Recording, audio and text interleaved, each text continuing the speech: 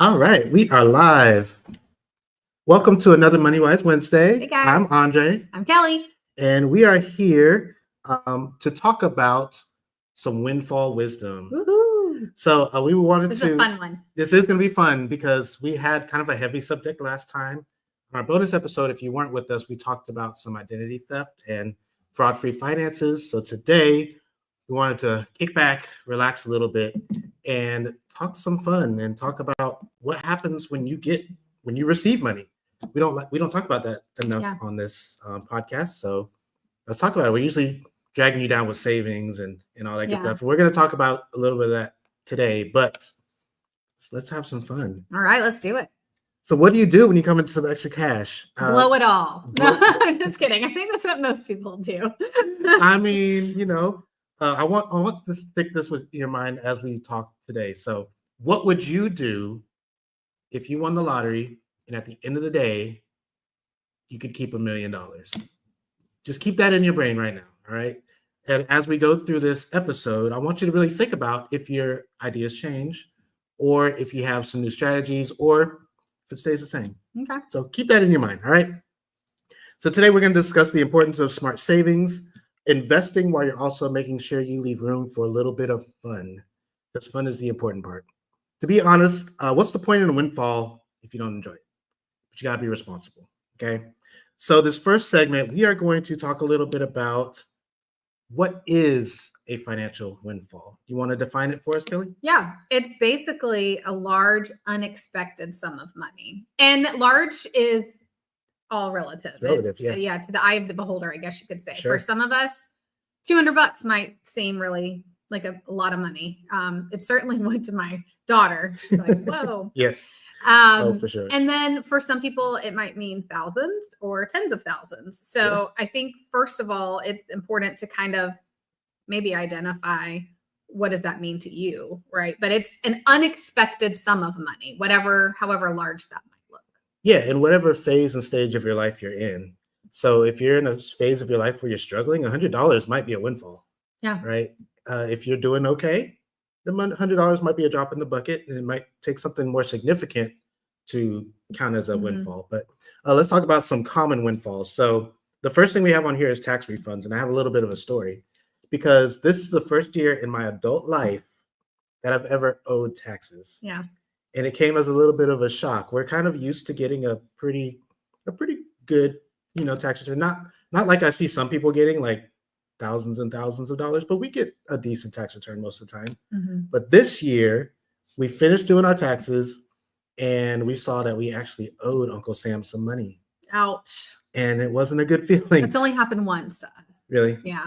And I immediately, at the end of it, when we were done, I immediately went to my employer and I was like, show me all the forms, show me how and then I'm going on the IRS website, trying to do all the calculations to figure out how to get money back or to break even at the end of the year. So I'm sure that's probably some conversations you guys are having too. Absolutely. So my mom used to do taxes.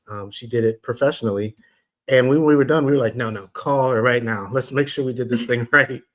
And she went over all the forms and stuff. She's like, nope, you did it right. Everything looks good. Bummer. Yeah, bummer. The good news is so my wife and I, besides this job that I love so much, we do side things. We have side hustles, and we actually did really well last year, which is a blessing. So, but with that comes more taxes. Yeah. The good news is we only owed about $88. Oh, sweet. See, that's almost perfect. Isn't that almost the perfect scenario? Yes. I talk to people all the time. As a financial counselor, we get people who are like, oh, when I get that refund. And for me, I want more money throughout the year because my family has to eat. We go trips all the time. We have sporting events, right? That kind of stuff. So if I could break even, like if it could be zero, which I know there's no perfect scenario that makes that outcome happen. But man, that to me is ideal. I don't want to have to owe anything back and I don't want to have to get anything back because I want it throughout the year so we can live off of it. But for some people, they love that windfall because it helps them catch up, catch their breath, and then move on with, the rest of the year. Exactly. So we knew this in the time of recording. This is tax time. This is one of the reasons we decided to do this subject. So we know some people out there are getting these windfalls with their tax returns. There's nothing inherently wrong with that. But as Kelly and I have talked before, you'd actually, in my opinion, and I'm sure it's your opinion as well, just like we just said, we'd rather it be close to zero because it just means you got more money throughout the year.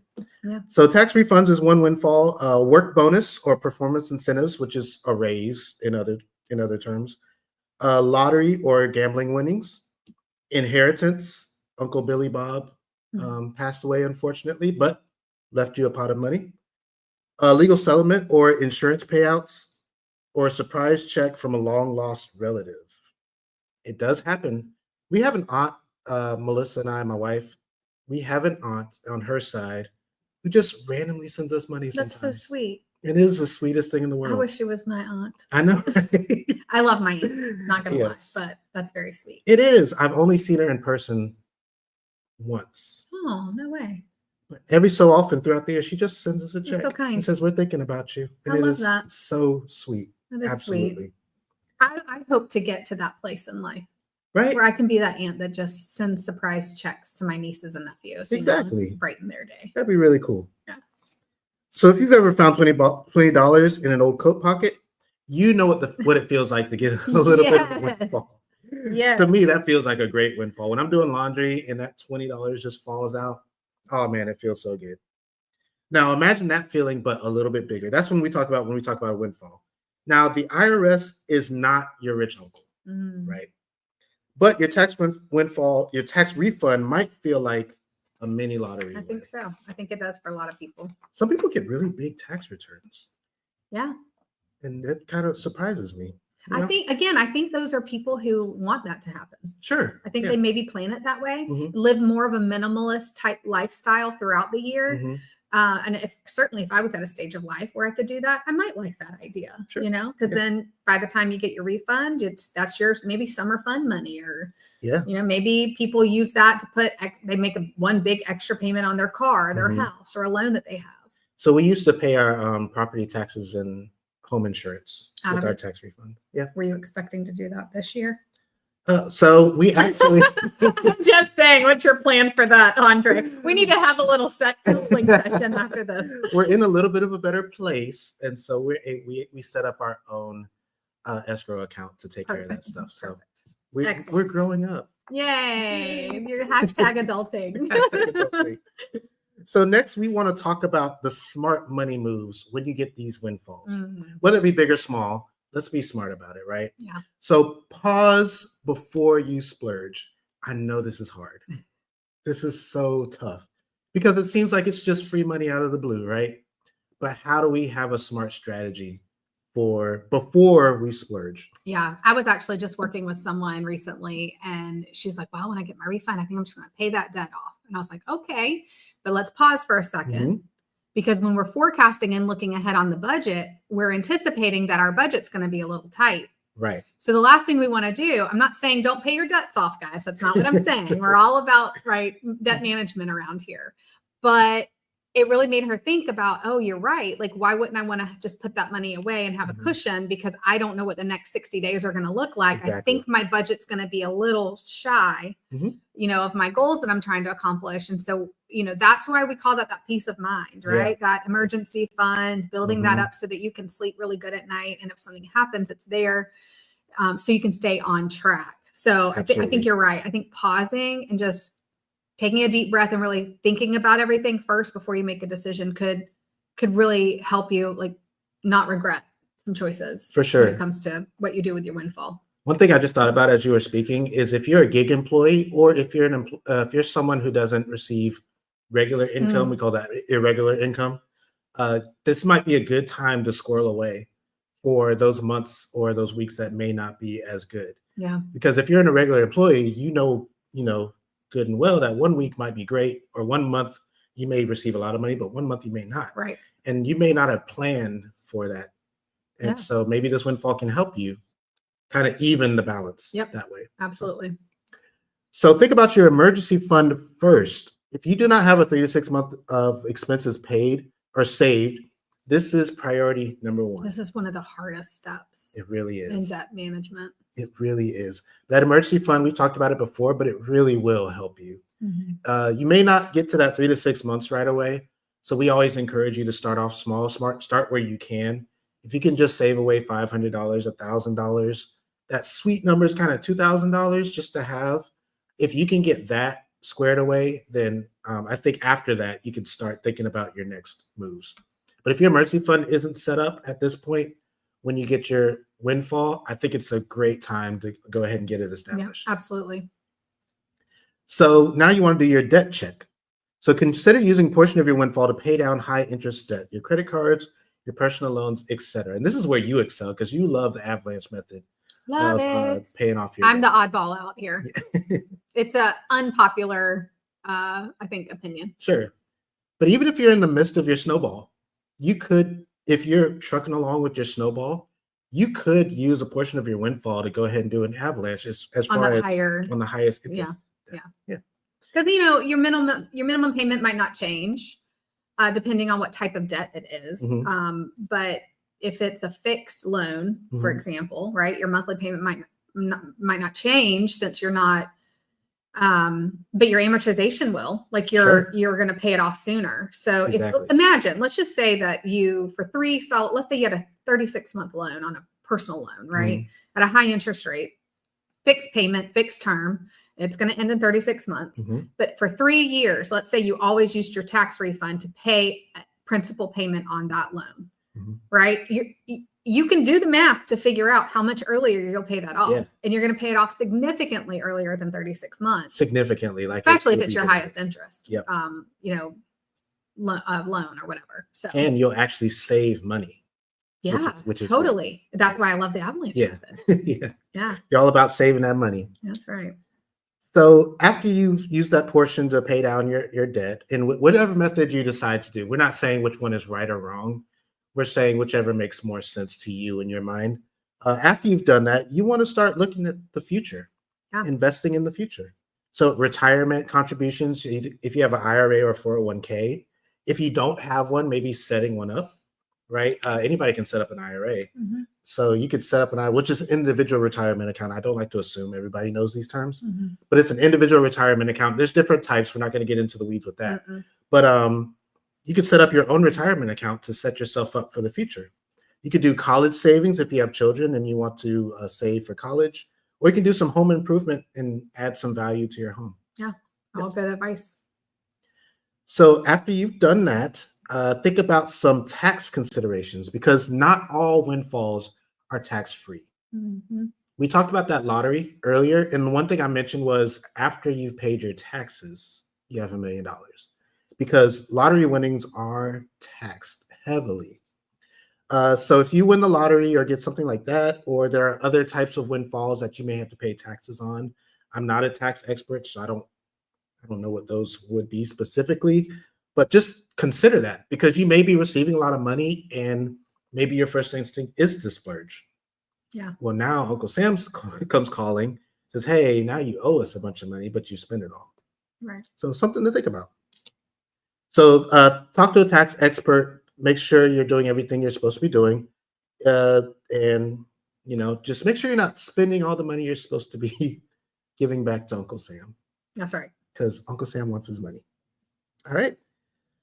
After that, we want to talk about having some fun. So it's not all about, the boring stuff, which is saving and thinking about the future. That's all boring stuff. Let's have some fun. Okay. All right.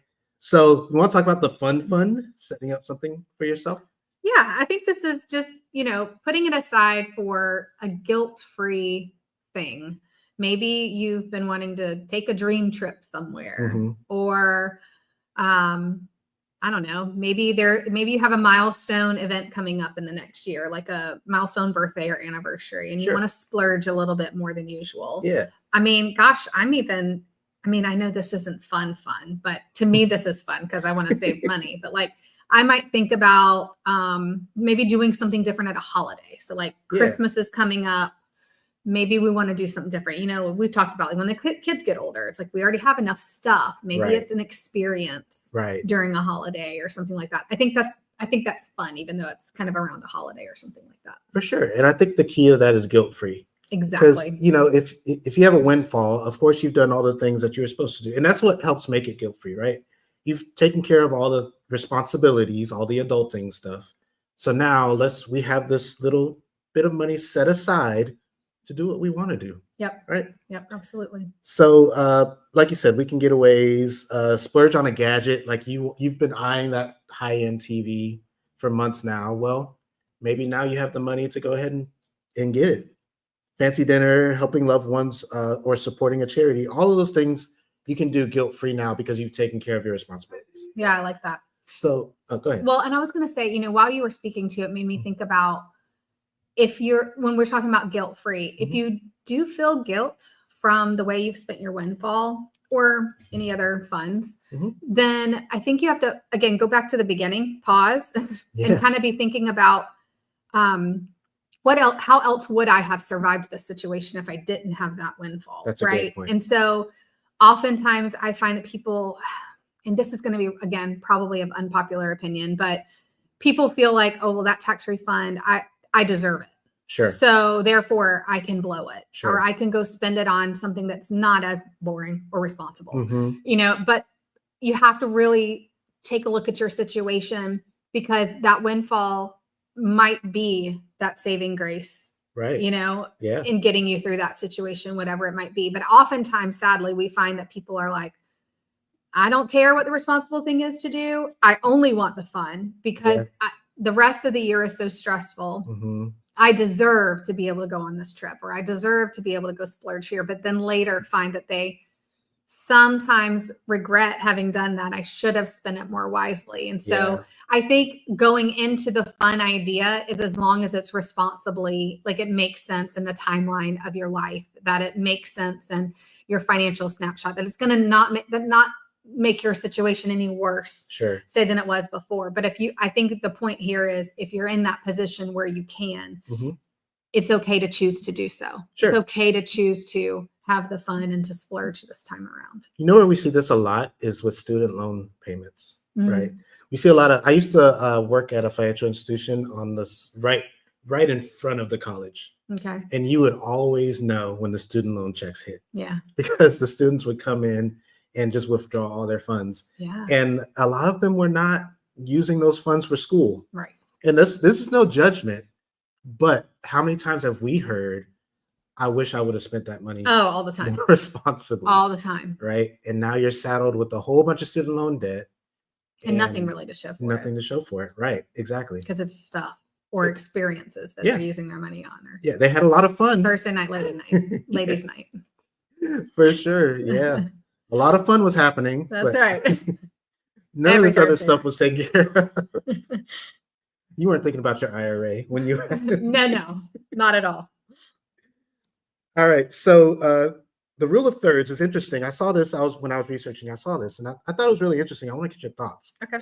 So when you get a windfall, there's a philosophy out there about the rule of thirds, which is a third of it to save, a third of it to invest. And when we talk about investing, it's not necessarily the stock market or how we visualize investing. Usually it's like investing in those things we talked about, the future, in yourself, and whatever that is.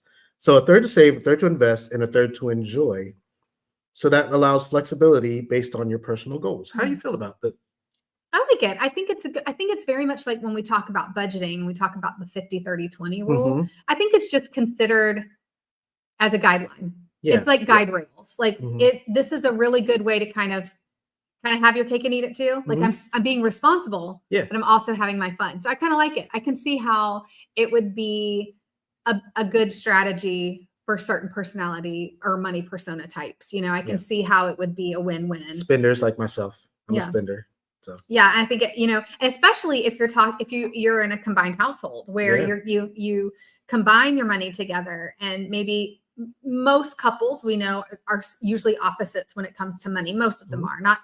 I'm finding more and more as time goes on that's not necessarily the case. Now we're finding there's a lot of two-spender household families, but that's just I think that's just the economy and the generations that we've raised, having access to everything so quickly. So anyways, that's a whole other topic. It is. But I can see how when you have a combined, household income, or when you're filing taxes jointly and you get that refund jointly, that could be a really great, I think, neutral position for families that might be, or couples who might be disagreeing on what to spend their tax return on. Yeah. So that to me, it's a good compromise. Sure.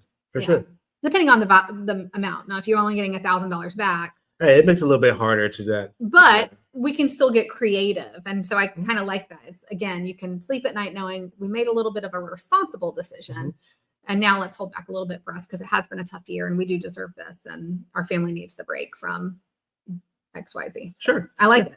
I won't throw a curveball at you that just came to my mind as you were talking. See, that's why I love working with Kelly, because she always... I'm like, hit me with it. I can handle this. Okay. Kelly Merck, on the other hand, could be like deer in the headlight right now. What? So we have listeners and we have viewers that may be religious, go to church. Okay. And so there's a big debate about whether or not you should tithe. Oh, yeah. Off of a windfall or a tax return specifically, but windfall. Oh man, what do you think? Yeah. Well, first of all, disclaimer, just a reminder that this episode is our opinions as Kelly and Andre, the opinions of Kelly and Andre, and not necessarily those of Envision Credit Union, right? That's right. But you're probably not going to like the answer, but I don't think there's a right or wrong answer. I think it's whatever your personal convictions drive you to doing. I would think that's kind of the same as anything else we talk about money. Often I get a question a lot from people going, should we still tithe when we have more month than we have money? Sure. Because if we don't tithe and or contribute to any charitable thing, because it might not be to a church, but maybe you're a giving person and you just feel you have that responsibility to your community to give back to meaningful causes. If I wouldn't do that, then I would be able to make that payment. If I didn't make that payment, then the fallout of that is a late pay, fees, or a ding on your credit because you now have a late pay. So which one should I do? And again, I don't have to look at your face in the mirror at night. Sure. You do. Yeah. I don't have to sleep in your bed with you. You do. That's your situation. And I think whatever makes you sleep better at night or whatever's giving you heartburn, that's what you need to be thinking on. And that's what you need to be driving those decisions. Again, I also believe too,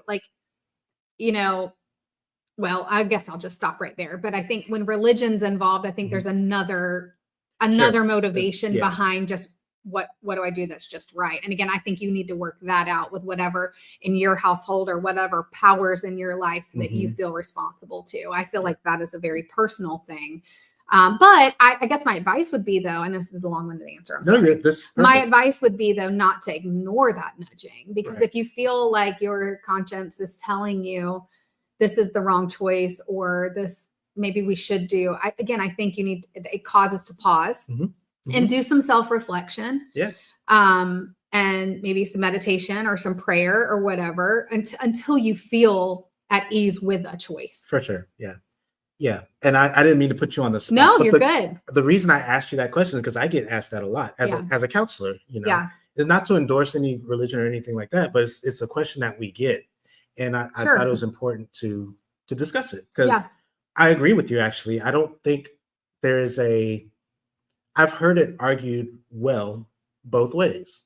And I think it's really up to your personal convictions and what you believe. And maybe that means taking counsel with whoever your spiritual leader is or whatever that drive is, having counsel with them. But just making that decision, on your own, but really thinking about it. Yeah. And I think, if you just kind of categorize that into charitable giving altogether. Right. I have a member that I helped one time.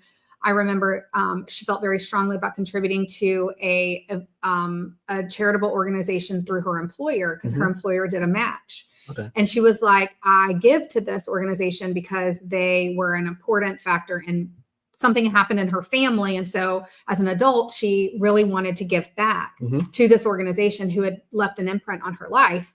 But she was at a financial crossroads in her life where she was feeling challenged to, maybe I need to stop that deduction for a while so that I can try to catch up. Right. And we had a conversation about that. Yeah. And so to me, I put that in the bucket of tithing. Again, I think that's charitable contributions in general, because it means so much to her. Yeah. She felt a responsibility to it, but at the same time, she needed to take care of some of her other responsibilities and other priorities in her life. And I think at the end of the day, I remember walking through that journey with her. She did stop those deductions. And then later she was able to kind of make up on it. Yeah. Like that was her choice. She was like, okay, she kind of back paid what she didn't pay during her time when life like when she kind of caught up. Exactly. But that was important to her. So she found a way to make that happen. Right. I'm not saying that you also have to go back and make the back pay and all that too. But again, different strokes for different folks. That was her decision. Right. Yeah, it was her decision. And I think, again, just listen to the nudging inside of you because your conscience is a big, I think, guiding light. And, right or wrong, should we do this? Should we not do this? And it's all about just which choice is best for me right now. Exactly. Very good. You navigated that very well. Thank you. Good job. All right. So we have the 1/3, the 3-3-3 rule for flexible spending based on your goals. So now we want to give you a guilt-free spending tip. If you covered your savings and your debt, it's okay to treat yourself. Money is just a tool, and happiness is worth investing in. Yeah. Your happiness is worth everything. I say this all the time. We don't just work to pay bills. That makes for a miserable life. So if you can use some of your funds to enjoy yourself, to be happy, to invest in yourself and those things that make you feel fulfilled and feel important, then that's something you should really consider as well when we're talking about these windfalls. Yeah, no, that's really good advice. I think too, the mistake that some people make, if you listen to some of our past episodes, the mistake that people make is having that mentality when they don't have the cash. Right. And so it's that deserve factor, but they're putting it on credit cards. So again, I think the moral of the story here, what we're trying to get to is that you're just doing it responsibly, that you're making those decisions responsibly, and that they make sense. Yeah. I think the very first thing we said was stop and pause. Yeah. Is probably the most important part of this whole thing. Stop. Yeah. Yes, you're excited. You got a bunch of money. Pause and think, how are we what's the plan here? Yeah. And as long as you have a plan, I think you're already in the step in the right direction. Yeah. And before you go to the last segment here, another thing that I just kind of thought of when I was talking a little bit about if you have, a two-income household, or if you have a partner in your house that you are making decisions with, I think part of the pause is not just pausing, but pausing and also listening to them. Sure. Because you're going to find that, how sometimes you get really surprised. So I've lived with my husband for we've been married for 20 years. And 9 times out of 10, I'm not surprised by the way he might respond to something that I suggest, right? Because we know each other well. We kind of know how each other might spend or whatever. But every once in a while, he surprises me. Yeah. It could be in a good way or a bad way, but like, what? Like, you don't think like, what do you mean you don't think we should do that? That's how we always do that. Like, I don't know. So it's really easy to get defensive. And you go, well, of course, this is what we need to do. This is the responsible thing we should do with this, but I think it's really important that you listen. Yeah. Because at the end of the day, and especially if you're talking a couple $1,000s or a couple $100 or $500, what's the worst thing that could happen? Sure. So maybe it's time for you also to maybe this is their year to get what they want, or, and I think it's important to have those conversations because most of the people listening to this are they're the money person in their family, or they wouldn't be listening to a Moneywise podcast, but, or maybe they were trying to prepare for having a conversation with who that person is. But that's why it's important, I think, to do finances somewhat together, not all the time together, but having more conversations about money so it's not weird and it's not awkward when stuff like this does come up. Yeah. And that's where so again, I love working with Kelly because we don't agree on everything. I actually do think you should do your finances together. Yeah. Yeah. I don't agree with that. Nope, I'm good. But no, that's really good to have people, because you're right. I get surprised all the time. Sometimes we'll get a windfall and I'll be like, let's do this thing. And Melissa's like, actually, I think we should do this thing. Right. And most of the time I concede because I acknowledge she is the more responsible one of the two of us. Because you've recognized that you're the spender and hers is probably the right thing to do. But wouldn't it shock you if one day Melissa came to you and said, Andre, I think we need to spend our windfall. Like, let's say the awesome aunt writes another check, right? And she's like, this time we're going to Hawaii. I don't know. Would that completely shock you? It would, actually. It would. Hopefully she'll listen to this and get some ideas. Right? Yeah, exactly. Oh, by the way, pause. Sleep. This has nothing to do with anything. Today is my wife's birthday. Oh, She's I'll turning text 21 her. again. Right. I bet she is. Happy birthday, Melissa. So everybody say Yay. happy birthday to my wife, Melissa. That's It's awesome. 2 L's and 2 S's. It's the only cool way to spell it. Exactly. Hopefully any other Melissa friends are not listening. Yeah. That's okay. That's awesome. Yeah, thank you. All right. So any other advice for our windfalls that you can think of? I think we've covered. Yeah. I think so. So if you have questions about this stuff, or if you want to just reach out to us about any other topic, you can email us at community@envisioncu.com. We have a website, which is envisioncu.com/moneywise, which has all kinds of topics and subjects on money issues, money, ways to spend money, ways to save money, things like that. They're all free. Whether you're a member or you're not a member, it's available to you at all times. That's envisioncu.com/moneywise. And so just to recap, you don't want to rush. You want to take your time. If you have a windfall, if you win that lottery, that Mega Millions, I wouldn't even know what to do if I won like the Mega. I'm too Mega cheap Millions. to even play the lottery. Same. I'm like, if I saved up all the money that I would spend, I feel like I could do so much more with that than the chances of me winning the lottery. I don't know. I'm not a judgmental person. However, I have a relative. However, I have a relative that will remain nameless who plays the lottery every single day of their life. Really? Has never won. But it just irks me to think about all that money just getting thrown down. Watch him win one day. And I then know. You're going to be cut out of his life. Well, I do tell this person if they win, to cut me in on something. That's right. Don't forget about me. Right. But yeah, I couldn't imagine winning a I mean, I'm not even a casino person. Like Same. and I know people who, and I think Kelly likes to gamble sometimes, but she'll save up. And once you're done, you're done. And I think most people I know that's how they do it. Responsible. They do it for the fun. Yeah. I don't find that fun though. Same. Yeah. Because it goes so fast. I'm like, for that amount of money, I could have bought an experience somewhere. Exactly. Like I think about, I don't know, a helicopter ride somewhere, or there's so many things that cost a couple $100 or a couple $1,000 that to me would be so much more exciting. Yeah, the thrill of making double that or making my money back doesn't do anything for me. So I guess my brain just goes to how much I'm actually spending, not as opposed to the potential of winning. Yeah. But that's just me. Hey, that's whatever. Well, and that to me, I think we've identified the very fundamental core of money personas. True. How we think about money, because that same ideal can be applied to investing. That's a risk-taking thing. Right. There's different levels of risk when it comes to investing in things. Yeah. And most people are like, I'm scared to do that because the potential of the loss I could have on what I am investing in, not thinking about the potential of what I could earn back. We should do an episode on money personas. Oh, I would love to. That would be great. Can we use the It's a Money thing one that talks about the different types of birds? Sure. Okay. That one's really fun for kids. And I think adults would enjoy it too. I think so. So maybe we'll pull that one Yeah, up yeah, next yeah. time. Well, I like that. That. So how did we get there? Anyways, we want to be responsible. We want to pause and take a moment. Prioritize your financial security. So that's kind of what I really want people to take away from this is kind of take care of yourself first before we start thinking about having fun. We're not saying don't have fun. We're saying just take care of your responsibilities first. That's right. And enjoy responsibly.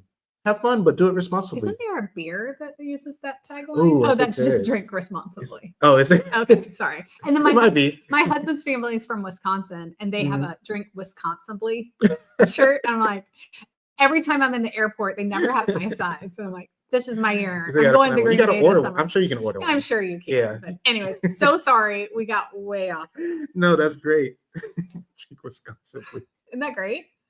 That got me. All right. So final thoughts. So a windfall can be a stepping stone to a brighter financial future, but it's also okay to have a little fun along the way. That's right. You want to spend wisely, you want to save smartly, and you want to enjoy the journey. That's right. So we want to thank you guys for tuning in to this episode of MoneyWise Wednesday. If you don't know, this is also in podcast form. So we take our Wednesday, we do it every third Wednesday. We take the Wednesday webinar and we convert it into a podcast. So if you see Moneywise Wednesday in your podcast feed under the hoot, that's what it is. That's right. And it's called the hoot because it has Albert, our beloved mascot, on the front, because we give a hoot about you. About you. That's right. And you can find that anywhere you listen to your podcasts, including Apple Podcasts and Spotify, iHeartRadio, and among many others, which you can also find more of the links to the podcast on that website, envisioncu.com/moneywise. That's right. If you have any comments or questions, suggestions, you can please leave them in the comments. Yeah. We would love to hear from you, or that email address I gave to you earlier, envisioncu.com, community@envisioncu.com. And we want to suggest listening to our next episode. The word got stuck in my brain. That's right. The next episode will be brought to us by Kelly Merck when she returns, and really excited to talk about spring cleaning. Love the idea of spring in the air. It's going to be here soon. And just like when we think about spring cleaning our home and our office workspaces, also kind of spring cleaning our finances a little bit. It's kind of a culmination of a lot of the things that we've been talking about over the last 6 months. So really excited to see what Kelly's going to bring to us next month for that. For sure. So until next time, we want you to stay money wise and make the most out of every dollar. Ooh, I like that. That's right. See you guys later. Later. Bye. Bye.